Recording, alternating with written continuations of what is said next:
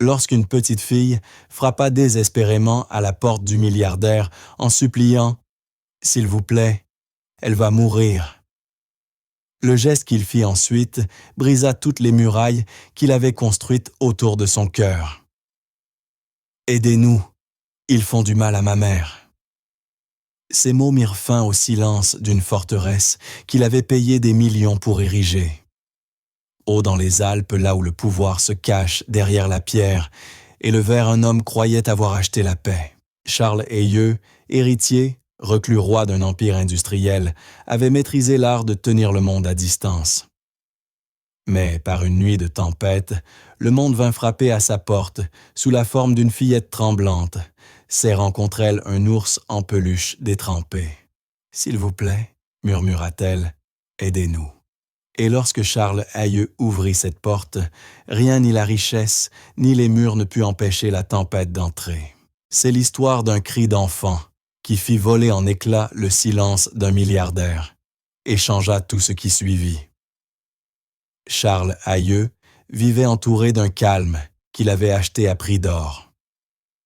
Depuis les immenses baies vitrées de sa villa, perchée sur les hauteurs d'Annecy, il contemplait un royaume de forêts de sapins et de vallées noyées de brume, un monument de verre et d'acier à la gloire du nom qu'il avait hérité et de la fortune qu'il avait multipliée par 10. À 42 ans, il savait que le silence était la marchandise la plus coûteuse au monde.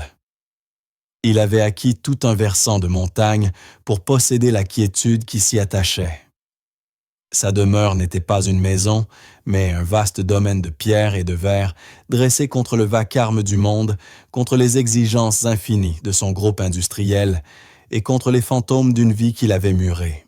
Petit-fils du général Henri Eyeux, héros de guerre dont le nom est gravé sur les monuments de la République. Charles portait le même acier, dans le regard la même ligne dure au menton. Mais là où son grand-père avait commandé des hommes, Charles commandait les marchés. Un simple appel suffisait à déplacer des milliards. Pourtant, son immense demeure résonnait du vide d'une existence vécue à distance. Le personnel y était discret. Leurs pas étouffés glissaient sur le marbre poli. Ces soirées se passaient en compagnie de livres reliés de cuir et du souffle régulier du chauffage central. Le fauteuil d'en face du feu de cheminée restait toujours vide, tout comme l'autre côté de son lit. Homme de routine strict, il consacrait ses matinées au marché de Londres et de Paris, les écrans illuminant son visage dans la pénombre de l'aube. L'après-midi, il parcourait à pied les sentiers de son domaine, accompagné seulement de Gustave, un grand chien de montagne des Pyrénées. Ses soirées étaient vouées au silence. Il ne recevait personne, ne participait à aucun dîner mondain, ne cherchait pas les affections passagères de celles qui voyaient son nom avant de voir l'homme. Son monde était vaste, mais sa vie étroite, contenue dans les murs qu'il avait bâtis pour protéger une solitude qui ressemblait la plupart des nuits à de la détresse. Ce soir-là, le ciel pesait lourd sur les montagnes violacées et menaçant. Le vent murmurait à travers les sapins, un gémissement qui promettait l'orage. Charles se tenait devant les vitres du salon, observant les nuages s'amonceler. L'air sentait la pluie et la terre froide, une odeur qui d'ordinaire lui apportait la paix, mais qui ce soir-là lui parut agitée, nerveuse. Gustave, allongé près de l'âtre, redressa la tête et grogna sourdement les yeux fixés sur la porte d'entrée. Charles se retourna aux aguets, personne ne venait jamais ici sans prévenir. Le domaine se trouvait au bout d'une route privée, gardée par un portail et surveillée. Il écouta le vent hurler, faisant vibrer quelques carreaux mal fixés dans l'aile ouest. Mais sous cette clameur, un autre son se distingua, un martèlement pressé et affolé sur la lourde porte de chêne. Ce n'était pas la frappe assurée d'un invité, mais celle paniquée d'un petit poing. Faible mais d'une netteté à glacer le sang, elle transperçait le bois et le silence de la maison. Charles s'immobilisa un verre de whisky suspendu à mi-chemin. Tous ses instincts affûtés dans les salles de conseil où les prédateurs rôdaient se tendirent d'un seul coup. Il reposa lentement le verre, le cristal émettant un cliquetis sur le sous-verre de marbre. Gustave s'était levé, grondant toujours, sans aboyer. Lui aussi sentait que ce n'était pas une menace, mais quelque chose de plus grave, de plus humain. Charles traversa le grand vestibule obscur, ses pas résonnant sous les voûtes. Il ne ralluma pas la lumière. Il atteignit la porte et fit glisser les lourds verrous dans un enchaînement de clics précis et silencieux. Il tira la porte vers lui, une rafale de vent, et de pluie s'engouffra dans le hall.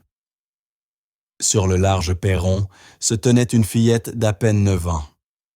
Ses cheveux blonds trempés collaient à son visage livide, rougi par le froid mordant.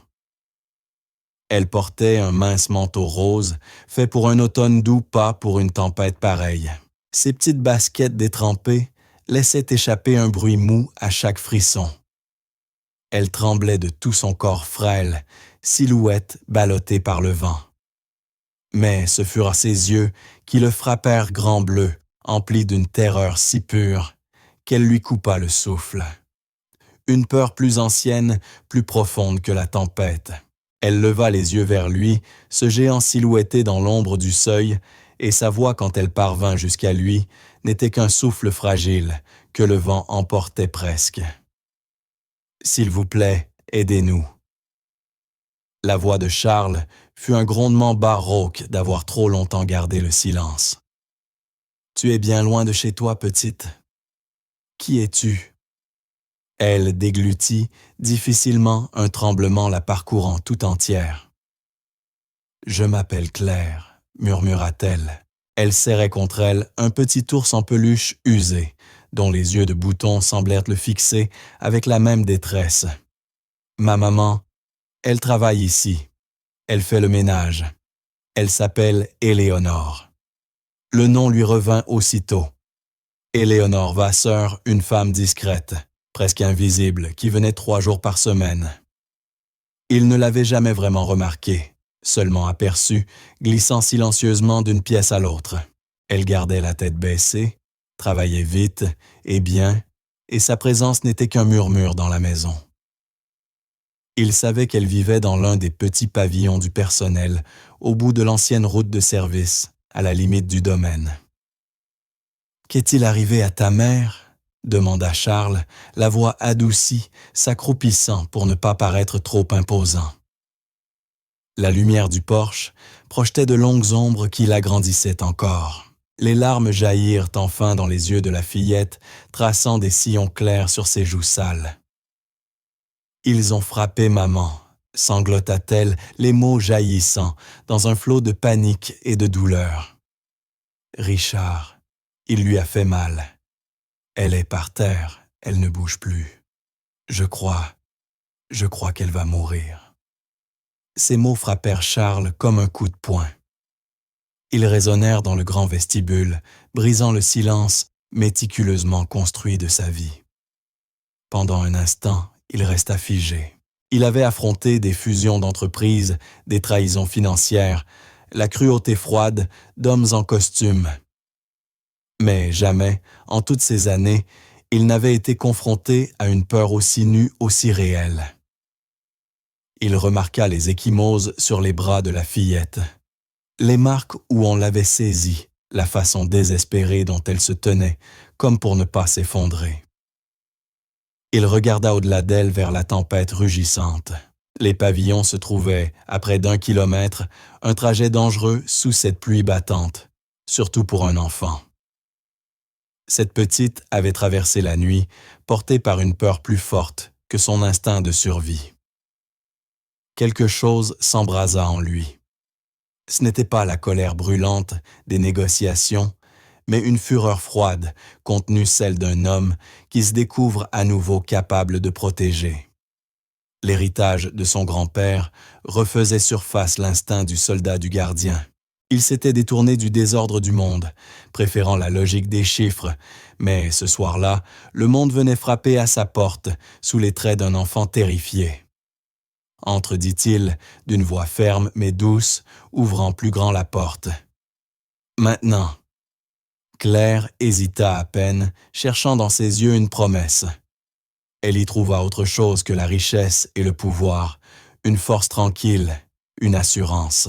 Elle se glissa à l'intérieur, trempée, laissant derrière elle une traînée d'eau sur le sol immaculé. Gustave s'approcha doucement, renifla sa main avant de la lui lécher avec douceur. Charles se retourna vers la tempête, enfila un manteau ciré lourd et des bottes solides. Il ne prit pas de lampe, il connaissait chaque pierre de son domaine. « Reste avec le chien, dit-il calmement. Verrouille la porte derrière moi. N'ouvre à personne d'autre que moi. » Compris. La fillette hocha la tête sans un mot, ses grands yeux bleus fixés sur lui. Elle n'avait plus de larmes seulement, une mince espérance. Il s'élança dans la nuit. La grande porte se referma derrière lui avec un grondement sourd et définitif.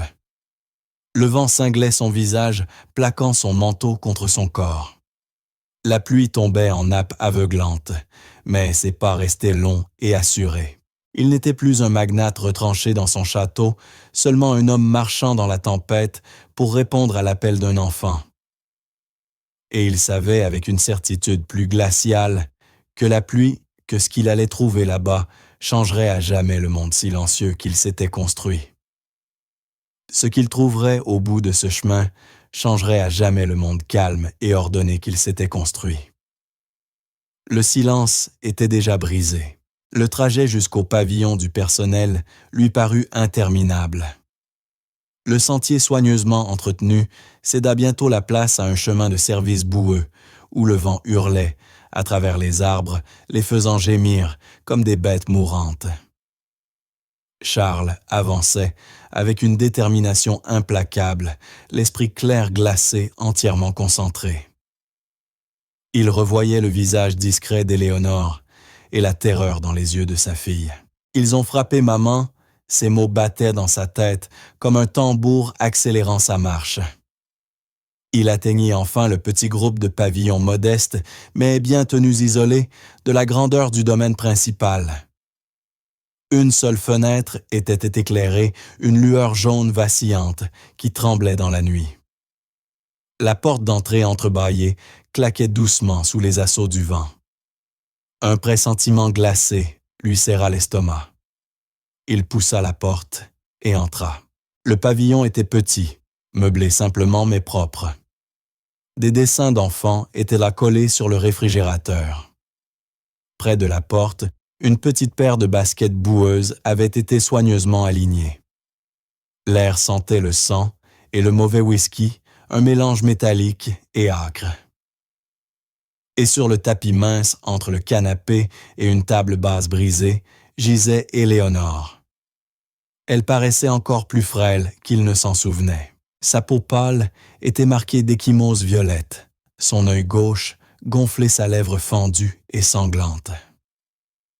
Ses bras fins portèrent des traces sombres, comme des empreintes de doigts.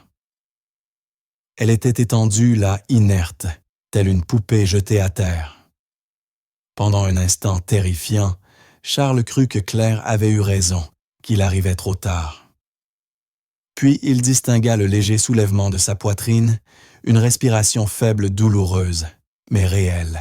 Il s'agenouilla près d'elle, son grand corps mal à l'aise dans ce petit espace profané. « Éléonore » murmura-t-il doucement. Son œil valide s'ouvrit hésitant, à faire le point sur lui. La confusion passa, puis la peur pure envahit son regard. « Monsieur Hayeux » souffla-t-elle d'une voix éraillée brisée. « Claire, ma fille, elle va bien. »« Elle est à la maison en sécurité, » répondit-il. « Elle est venue chercher de l'aide. » Une larme unique glissa sur sa joue. « Vous ne devriez pas être ici, » chuchota-t-elle. « Il vous causera des ennuis. »« Qu'il essaie, » grogna Charles d'une voix basse et rauque. La colère froide qui brûlait en lui se transforma en quelque chose de dur, d'inflexible. Il avait déjà vu les conséquences de la violence dans des rapports ou à la télévision. Mais la voir ici chez lui contre une femme travaillant sous sa protection, c'était une violation personnelle. Une atteinte à l'ordre qu'il chérissait, un acte de chaos qui ne pouvait rester impuni. Avec une douceur étrangère à ses propres mains, il passa lentement les bras sous son corps et la souleva comme si elle ne pesait rien. Un cri bref lui échappa, mais elle ne protesta pas. Trop faible, trop brisée, elle se laissa aller sa tête, retombant contre sa poitrine, abandonnée à cette sensation étrange être portée.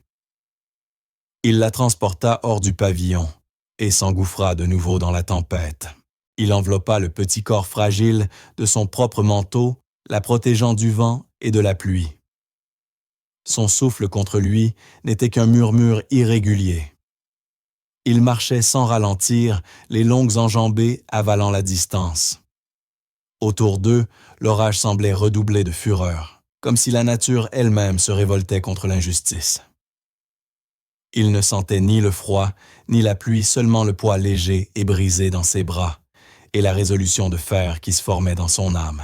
Lorsqu'il atteignit enfin la maison principale, la porte monumentale s'ouvrit avant même qu'il ne l'atteigne. Claire se tenait là, son petit visage baigné de la lumière chaude du vestibule.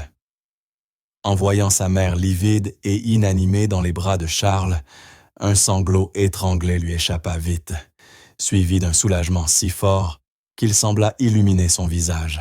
Charles traversa le grand hall, portant Éléonore contre lui, ses bottes boueuses, laissant des traces sur le marbre, chose qu'il aurait autrefois jugée impardonnable, mais dont il se moquait à présent.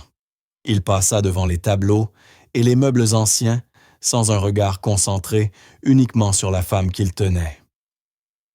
Il l'emmena dans une des suites du rez-de-chaussée, plus vaste que tout son pavillon, où flambait un feu vif et où un lit immense était couvert de draps blancs immaculés. Il la déposa doucement sur le lit. Le contraste était brutal, ce corps meurtri, posé sur la blancheur luxueuse de la literie. Elle remua faiblement, murmurant qu'elle n'était pas digne qu'elle allait salir les draps, mais il posa une main ferme sur son épaule. « Reposez-vous », dit-il d'une voix plus douce qu'il ne l'aurait voulu. Claire grimpa sur le lit et se blottit contre sa mère, sa petite main, posée protectrice sur celle d'Éléonore. Elle se glissa dans le creux de son flanc minuscule gardienne, veillant sur elle. Charles recula lentement, leur laissant de l'espace. Il se posta près du feu, raviva les flammes, jusqu'à ce qu'elles s'élèvent haut, projetant une lumière chaude et vacillante dans la pièce. Puis il alla chercher une trousse de premier secours, dans sa propre salle de bain, remplit un bol d'eau tiède et prit des linges propres. Avec ses mains capables de signer des contrats valant des fortunes, il entreprit maladroitement, mais avec une infinie précaution, de nettoyer les plaies du visage d'Éléonore. Elle tressaillit parfois, mais ne poussa pas un cri. Sa fierté demeurait silencieuse, obstinée. Charles travaillait avec une concentration muette, des gestes méthodiques précis. Il n'était pas médecin, mais il savait réparer ce qui était brisé. Chaque tamponnement du linge humide était comme une promesse silencieuse. « Tu es en sécurité ici. Il ne te touchera plus. » Dehors, la tempête faisait encore rage, fouettant les vitres épaisses de rafales de pluie. Mais à l'intérieur de cette chambre luxueuse, un refuge fragile venait de naître. 3 êtres réunis par la peur et la violence trouvaient un semblant de paix à la lueur du feu. Quand Éléonore sombra dans un sommeil douloureux et épuisait le souffle régulier de sa fille, tout près d'elle, elle ouvrit une dernière fois son œil valide. Elle aperçut Charles Hayeux, assis dans un fauteuil près de la cheminée, les épaules légèrement affaissées, le visage marqué de lignes qu'elle n'avait jamais remarquées. Il n'avait plus l'air d'un milliardaire, mais d'un soldat en faction, d'un veilleur solitaire, gardant un camp fragile.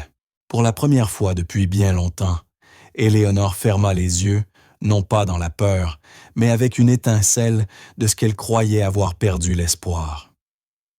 Charles, lui, ne dormit pas. Une fois Éléonore et Claire installées, il se retira dans son bureau, le centre nerveux de son empire mondial. Mais ce soir-là, les chiffres lumineux sur les écrans ne l'intéressaient plus. Il fit un seul appel, la voix basse, tranchante, sans émotion. Il parlait à un homme nommé David Chenier, chef de sa sécurité personnelle, un ancien officier de la gendarmerie spécialisé dans les problèmes délicats qu'attirent la richesse et le pouvoir. « David, dit Charles, sa voix coupant le silence, comme une lame, il y a une situation au domaine. J'ai besoin de toi ici et d'une enquête complète. Le nom, Richard Perrin. Il habite en ville, probablement un casier. Trouve tout où il boit, où il travaille, avec qui il traîne. Je veux tout savoir, jusqu'à la couleur de ses chaussettes. » Un silence bref, puis la voix calme et professionnelle de Chenier répondit. « Bien compris, monsieur Aïeux. Y a-t-il une menace immédiate? » Charles regarda par la fenêtre. La tempête qui faiblissait enfin. Les premières lueurs d'une aube grise pointaient à l'horizon. « La menace a déjà agi, » dit-il d'une voix froide sans intonation. « C'est maintenant mon tour. » Il raccrocha et resta assis dans l'obscurité pendant un long moment. Le silence de la maison n'était plus un réconfort, mais une attente. Il avait toujours contrôlé son monde, par la distance et la logique, construisant des murs réels et symboliques pour tenir à l'écart le chaos imprévisible des émotions humaines. Mais une fillette de 9 ans avait franchi ces murs, et désormais le chaos était à l'intérieur. Une colère immense, presque pure, brûlait en lui celle dont son grand-père parlait, celle qui efface tout le superflu et ne laisse qu'une mission. Et cette mission, Charles la voyait désormais, avec une clarté absolue, s'assurer que jamais plus cet homme Richard Perrin ne pose la main sur Éléonore ou sur Claire. Le lendemain matin, le monde semblait lavé. La tempête avait laissé place à un ciel pâle, d'un bleu presque transparent. Charles avait fait venir un médecin privé, discret et expérimenté, qu'il gardait sous contrat. Dr Émile Levent, un homme doux au regard attentif, examina Éléonore avec une bienveillance méthodique. Il confirma qu'elle souffrait d'une commotion de 2 côtes fêlées et de nombreuses contusions, mais rien d'irréversible. « Elle a eu de la chance, » dit-il à Charles dans le couloir à voix basse. 1 centimètre plus à gauche, et le coup à la tête aurait pu être fatal. Elle a besoin de repos, et surtout de s'éloigner de celui qui lui a fait ça. La mâchoire de Charles se contracta. « C'est déjà réglé, » répondit-il simplement. Il passa la journée dans un étrange état suspendu. Il annula ses réunions. Pour la première fois depuis des années, la bourse lui parut un jeu lointain et absurde. En arpentant les couloirs de sa propre demeure, il eut la sensation de la découvrir enfin. C'était un musée, pensa-t-il. Un musée splendide, mais vide.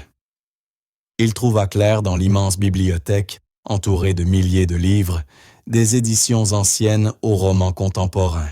Elle était recroquevillée dans un large fauteuil de cuir qui semblait l'avaler tout entière, son ours en peluche posé sur l'accoudoir.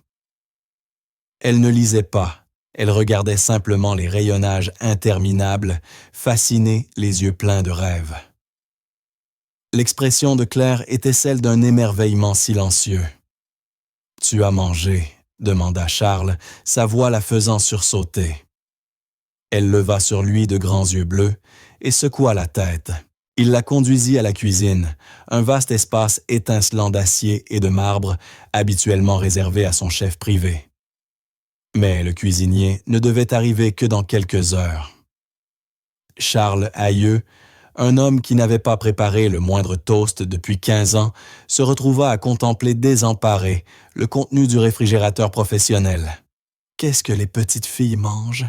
murmura-t-il, ressentant une impuissance tout à fait nouvelle. Claire laissa échapper un petit rire cristallin qui chassa un peu de l'ombre de la pièce. « Des céréales, suggéra-t-elle. Il trouva une boîte de céréales dans le garde-manger et 1 litre de lait. Il versa le tout dans un bol, ses grandes mains maladroites, renversant un peu de lait sur le plan de travail. Il jura à voix basse. Claire l'observait amusée, un sourire discret au coin des lèvres. Pendant un instant, il ne fut plus le propriétaire de la montagne, mais simplement un homme essayant de comprendre comment verser du lait sans en mettre partout. Pendant qu'elle mangeait, ses jambes se balançant d'avant en arrière depuis le haut tabouret, une forme fragile de normalité s'installa entre eux. Elle lui parla de son école, de son institutrice préférée, du chat errant qu'elle nourrissait près de leur pavillon. Charles écoutait en silence, mais son attention était totale. Il apprit que son père avait été soldat, comme son propre grand-père, mais qu'il était mort en Afghanistan quand elle était bébé. Il apprit qu'Éléonore cumulait 2 emplois femme de ménage dans sa maison et serveuse dans un café de la ville pour boucler les fins de mois. Et il apprit que Richard Perrin était le compagnon de sa mère gentille au début, avant que l'alcool ne transforme cette gentillesse en colère en menace. « Maman disait qu'on allait partir », murmura Claire, la voix à peine audible. Elle économisait. Je crois qu'il l'a découvert. C'est pour ça qu'il était si en colère. » Sous le comptoir, les poings de Charles se crispèrent. Tout s'imbriquait désormais la peur, la pauvreté, la violence, un tableau de détresse silencieuse et de contrôle brutal. Plus tard dans l'après-midi, David Chenier arriva. C'était un homme trapu, au regard calme et sûr. Il tendit à Charles une chemise cartonnée beige. « Richard Perrin », dit-il d'un ton neutre. Ancien militaire renvoyé avec déshonneur. Condamné pour agression, 2 délits de conduite en état d'ivresse et une ordonnance d'éloignement déposée par une ex-femme à Lyon. Travaille par intermittence. À la Syrie, dépense la plupart de son salaire au bar Le Clou Rouillé. Ce n'est pas un homme complexe, monsieur Aïeux, juste un lâche ordinaire qui frappe plus faible que lui. Charles feuilleta le dossier. L'image qui s'en dégageait était celle d'un homme faible, trouvant sa puissance dans la souffrance des autres. La colère qui brûlait en lui depuis la veille se refroidit, se cristallisant en une résolution tranchante. Où est-il maintenant? Au Clou Rouillé, répondit Chenier. Il y est depuis midi. Charles hocha lentement la tête. Bien, faites surveiller le pavillon. Personne n'entre, personne ne sort. Et préparez une équipe. Quand j'appellerai, je veux que Perrin soit retiré du domaine définitivement. Retiré, monsieur, demanda Chenier impassible. Je possède la scierie David, dit Charles, la voix basse et dangereuse. Et le terrain sur lequel elle s'est construite. Je détiens aussi la société qui loue ce bar. Je veux que son contrat de travail soit résilié, que son accès au bar soit interdit et qu'il soit escorté hors de mes terres. Il ne posera plus jamais un pied sur cette montagne. C'est clair. Parfaitement, monsieur, répondit Chenier, et dans son regard passa un bref éclat d'admiration. Et David ajouta, Charles en le retenant à la porte, faites tripler les arriérés de salaire d'Éléonore Vasseur et ouvrez un fonds pour sa fille. Un vrai, vous vous en chargerez personnellement. Oui, monsieur Aïeux. Ce soir-là, alors que le soleil se couchait derrière les crêtes, peignant le ciel de pourpre et d'or, Charles quitta la maison. Il ne prit ni sa berline italienne, ni sa voiture de sport. Il choisit un 4x4 noir, sans marque apparente. La route de montagne grinça sous les pneus.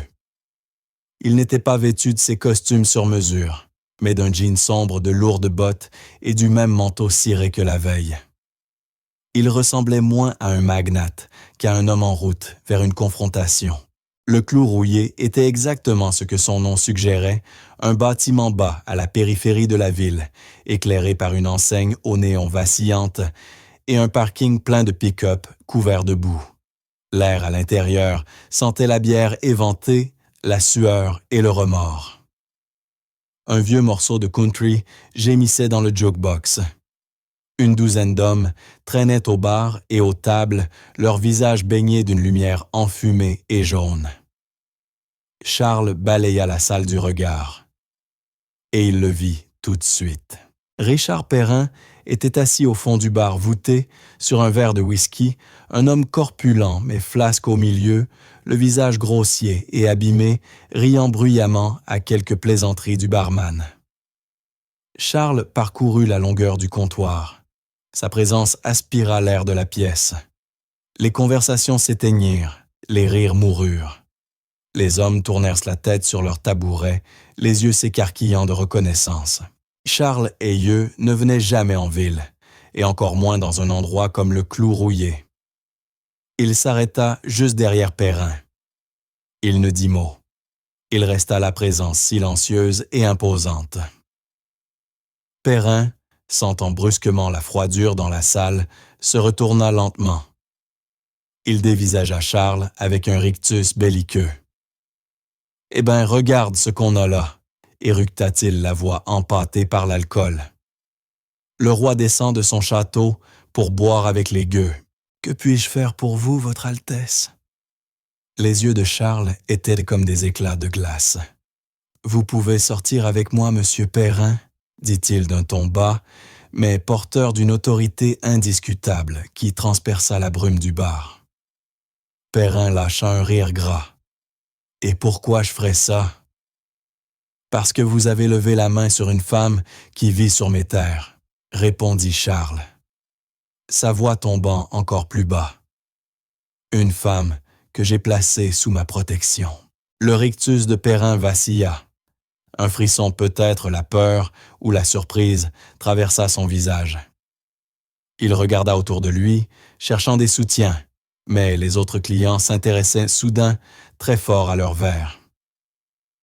Ils reconnaissèrent le pouvoir quand ils le voyaient, et l'homme debout devant eux en irradiait à chaque pore. « Je ne sais pas de quoi vous parlez », balbutia Perrin, tentant de reprendre contenance.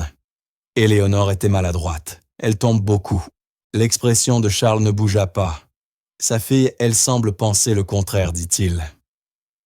La mention de Claire sembla enfin transpercer la bravade alcoolisée de Perrin. Son visage se fit sombre de rage.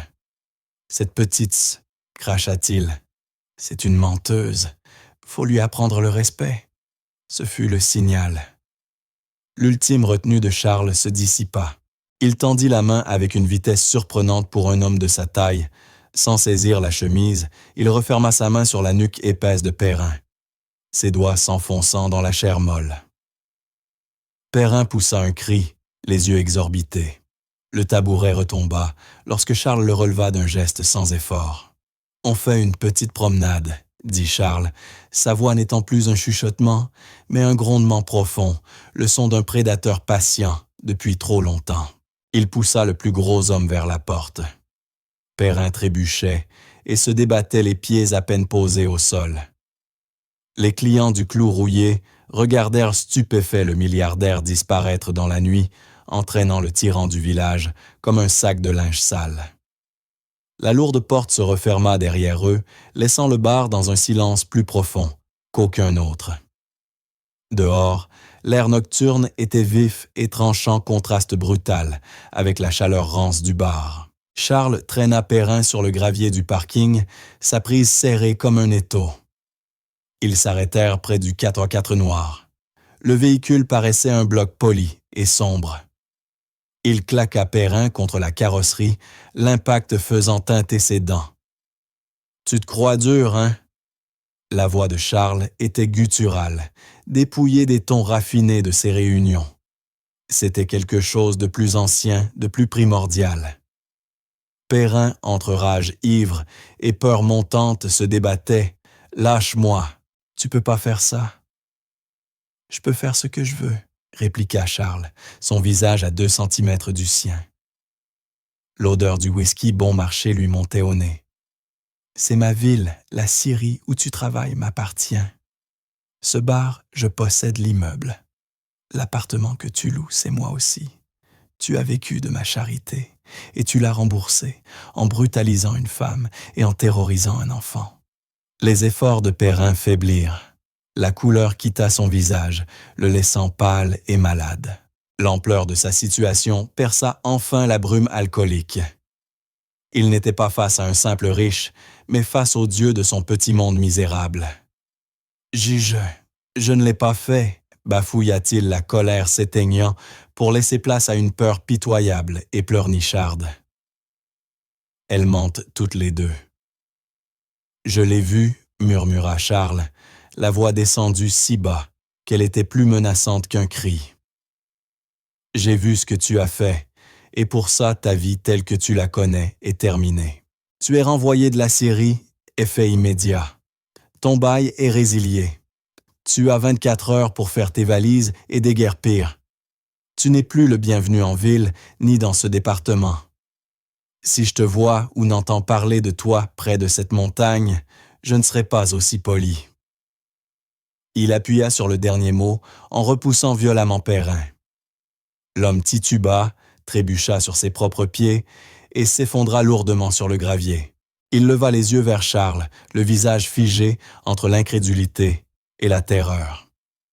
Toute son identité reposait sur l'idée d'être l'homme le plus fort de la pièce, celui qu'on craignait. À cet instant, il n'était plus rien. Un insecte prêt à être écrasé. Charles ne lui accorda pas un regard de plus. Il se tourna, monta dans son 4x4 et démarra le moteur, un grondement grave et contenu emplissant la nuit. En quittant le parking, il aperçut Perrin dans le rétroviseur, assis dans le gravier, silhouette pitoyable et brisée, baigné par la faible lumière du néon du bar. Deux berlines sombres, restées inaperçues jusqu'alors, se garèrent à l'entrée du parking. Plusieurs hommes de David Chenier en descendirent, vêtus de façon simple et fonctionnelle. Ils s'avancèrent vers Perrin. Le nettoyage commençait.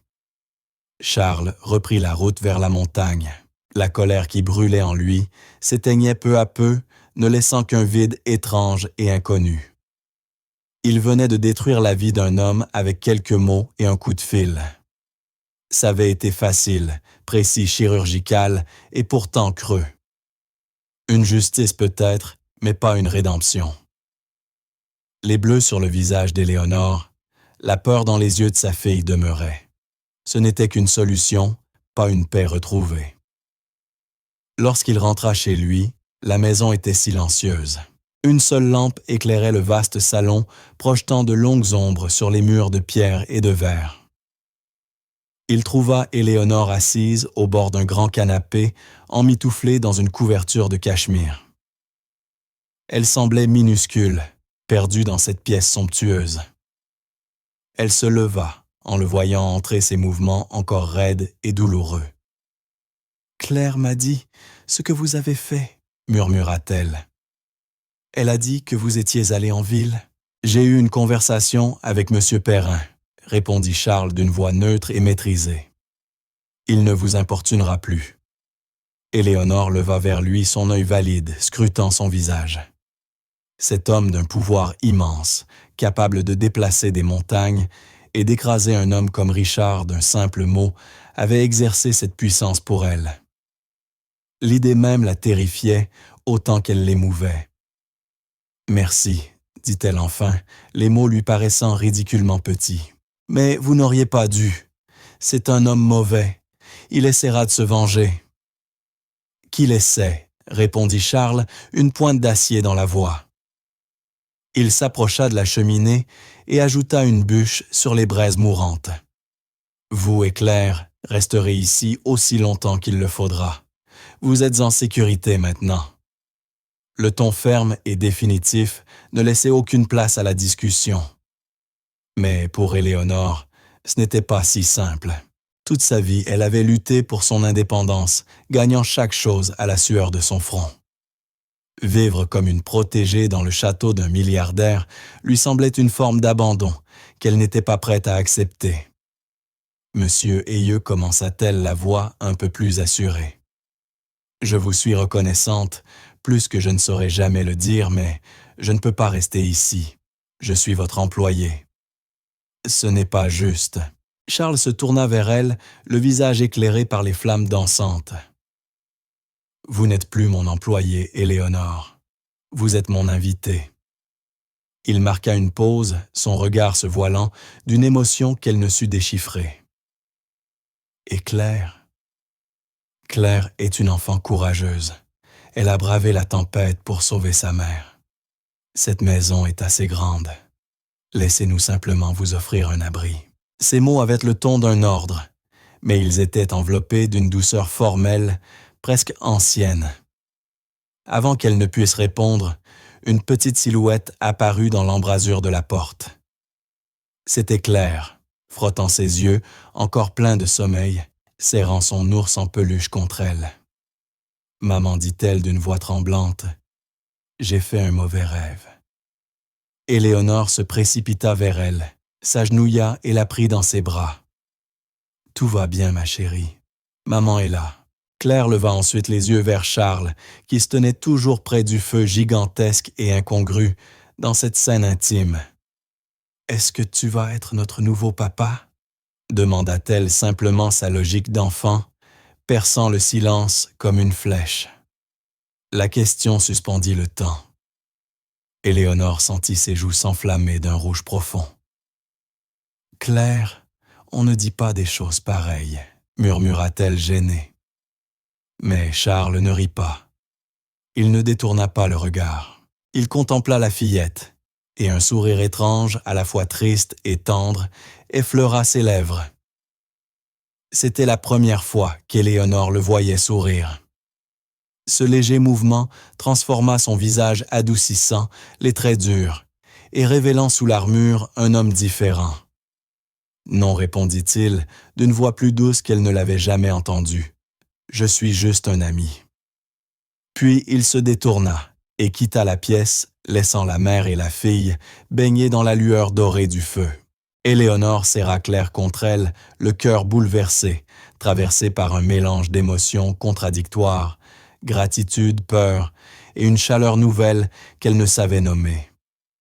Elle avait été sauvée par un homme qui, hier encore, lui était étranger.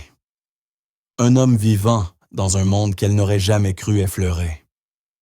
Et maintenant, elle et sa fille vivaient au cœur de ce monde, deux âmes échouées minuscules, rejetées sur le rivage d'une fortune inimaginable.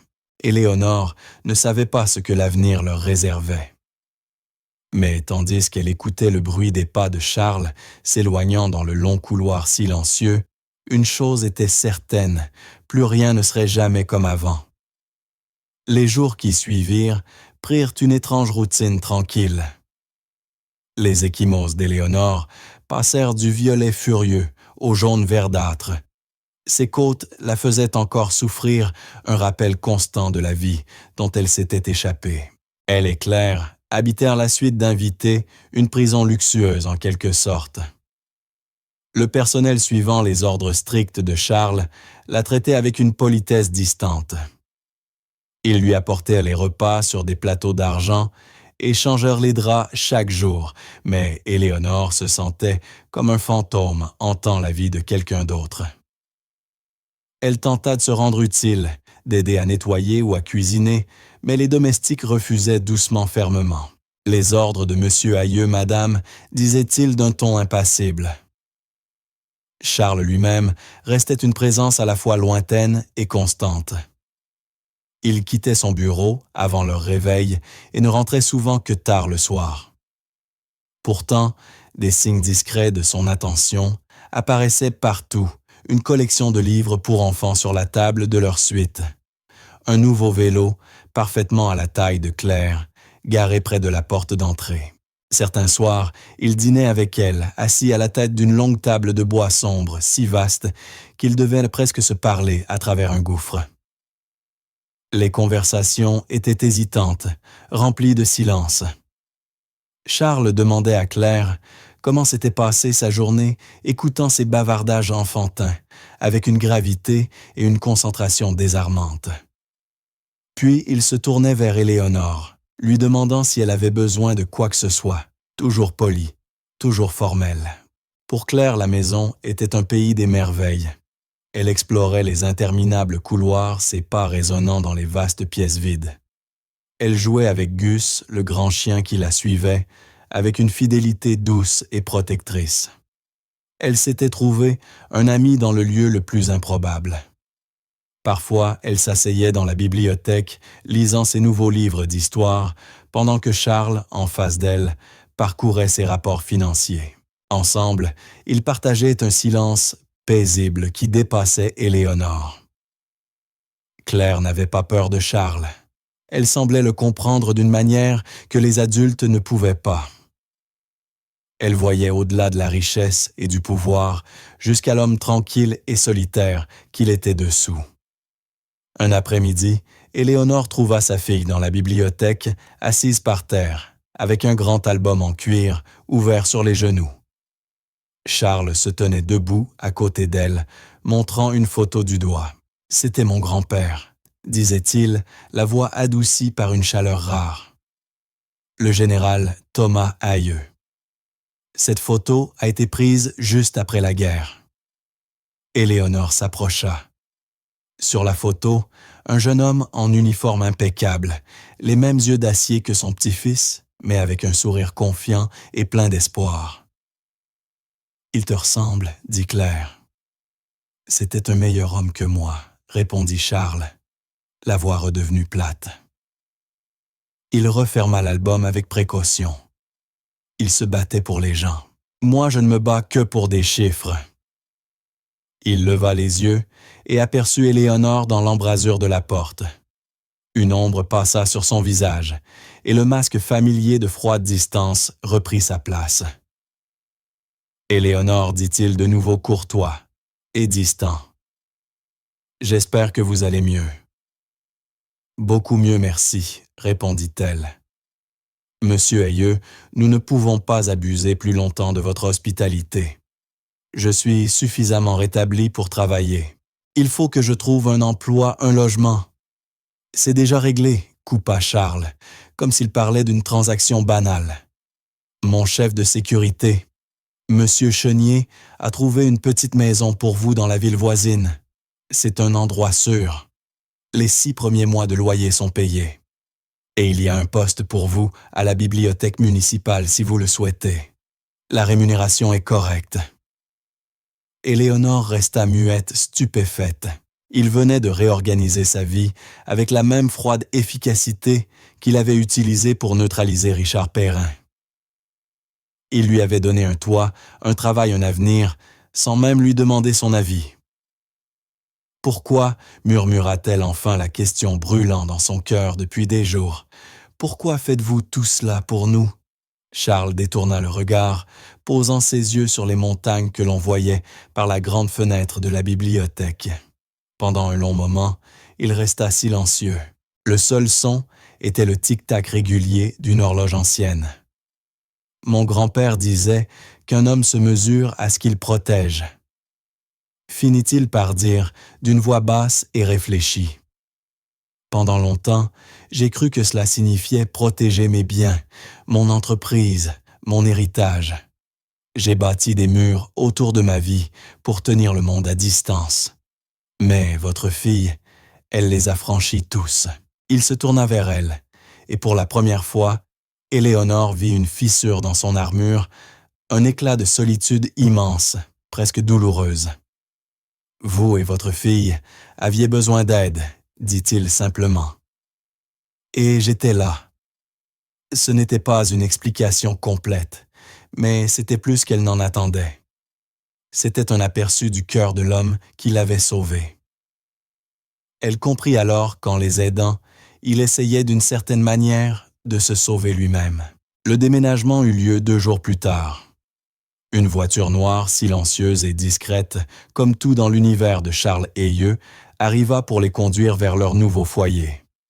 Quitter le domaine donnait l'impression de s'éveiller d'un rêve étrange et lumineux.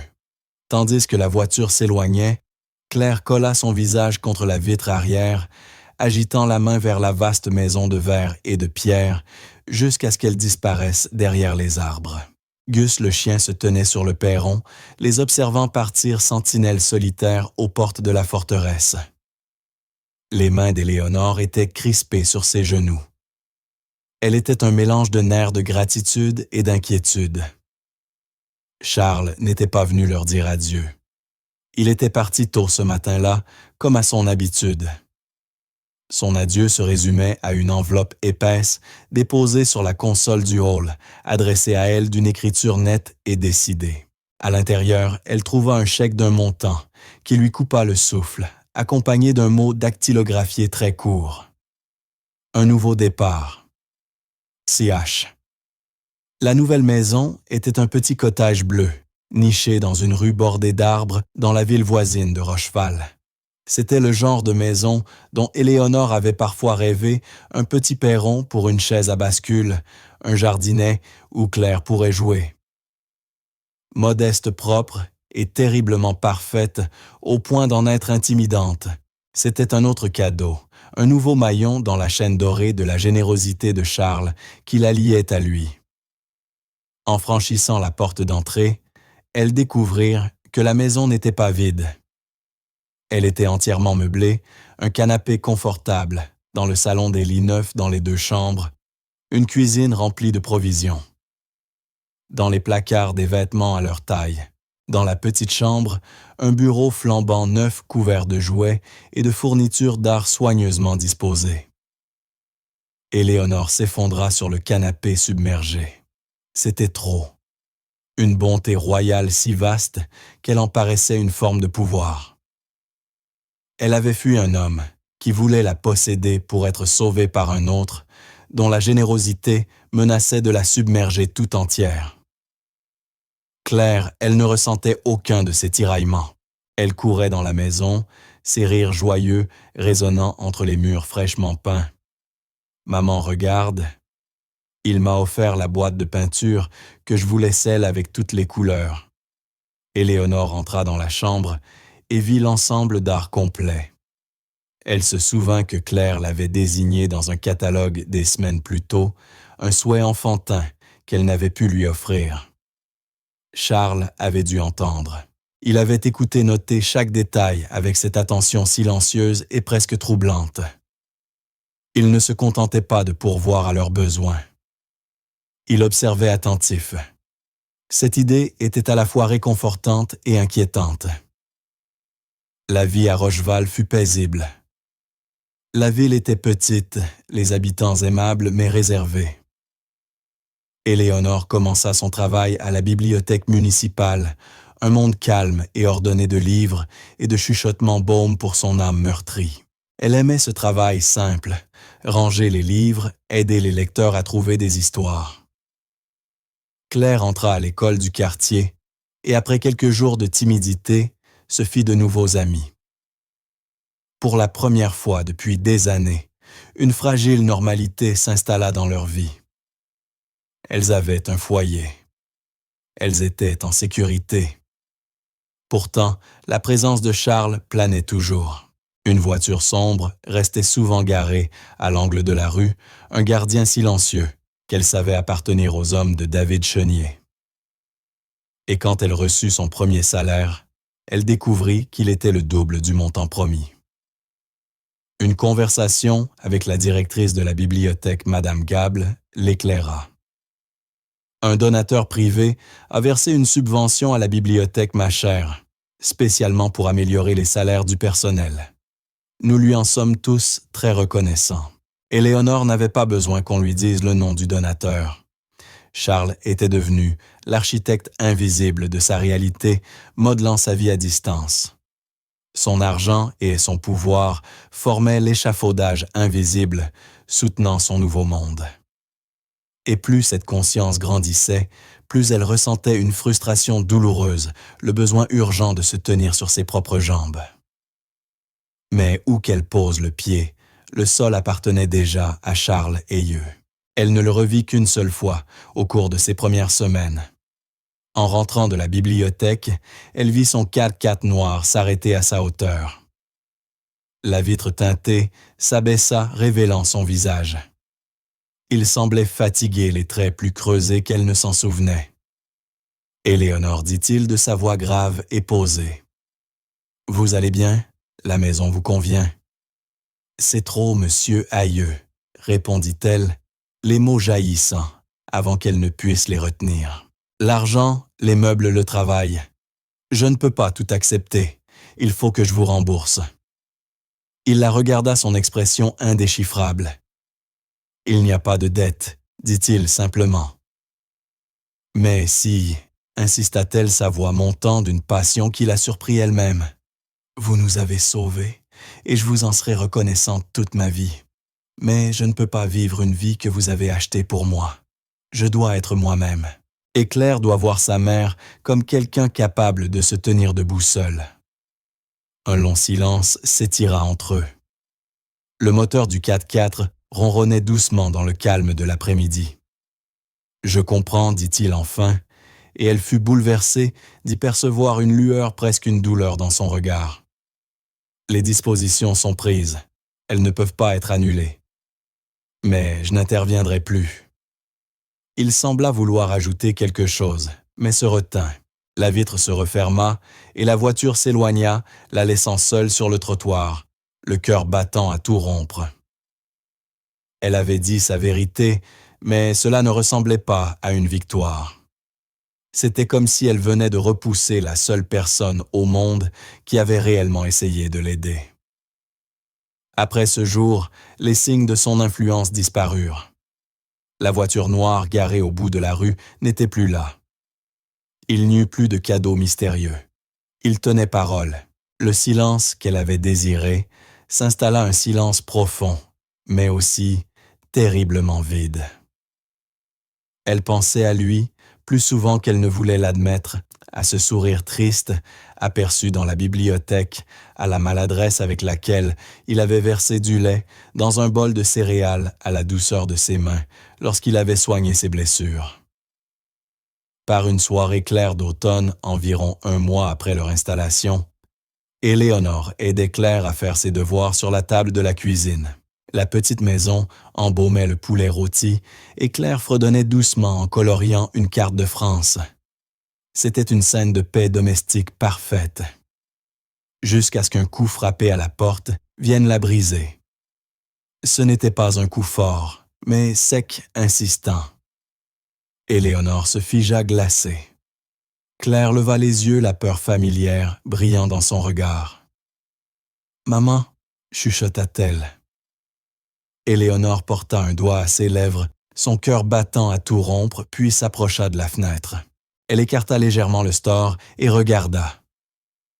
Sur le petit perron baigné de la lumière jaune de l'ampoule extérieure se tenait Richard Perrin. Il avait changé. Amaigri, le visage creusé, les yeux fous d'une détresse animale. Ce n'était plus le tyran fanfaron du bar, mais un homme traqué. Il frappa de nouveau plus fort. « Élie, je sais que t'es là. Ouvre, s'il te plaît, je veux juste te parler. » Éléonore sentit tout son corps trembler. Elle recula de la fenêtre, attrapa Claire et la tira jusqu'à la chambre du fond. « Reste ici, » murmura-t-elle, la voix tremblante. « Ne fais pas de bruit. » Elle retourna dans la cuisine, l'esprit en panique. Elle n'avait pas de téléphone. Dans sa fierté, voulant couper tout lien avec la générosité de Charles, elle avait refusé le portable que David Chenier lui avait proposé, affirmant qu'elle en achèterait un dès qu'elle le pourrait. Maintenant, elle était seule, coupée du monde. « Élie, allez !» cria Richard, sa voix montant à la fois suppliante et furieuse. « Il m'a tout pris, ce salaud d'aïeux. Il m'a ruiné, j'ai plus rien. Tu me dois bien ça. » Il secoua la poignée. Puis son épaule heurta la porte qui gémit sous l'impact. Éléonore regarda autour d'elle, désespérée. Ses yeux tombèrent sur une lourde poêle en fonte, posée sur la cuisinière. Elle la saisit, son poids froid solide lui donna un semblant de courage. C'était sa maison, sa vie. Elle ne le laisserait pas détruire cela aussi. Le cadre de la porte se fendit. La serrure céda. La porte vola. Richard entra en titubant dans le salon, les yeux fous hagards. En la voyant debout, la poêle à la main, un sourire cruel et triomphant se dessina sur son visage. « Te voilà, grogna-t-il. Toi et moi, on va avoir une petite discussion. » Il fit un pas vers elle. Mais avant qu'il n'en fasse un second, une voix nouvelle, calme, froide et terriblement dangereuse, coupa le silence. « Je crois que la dame vous a demandé de partir. » Richard se figea. Lentement, il se retourna. Dans l'encadrement brisé de la porte se tenait Charles Hayeux, silhouette massive, découpée sur la nuit. Il ne portait ni costume, ni manteau, juste un pull sombre, un jean. Mais il emplissait tout l'espace. Il n'avait pas l'air en colère.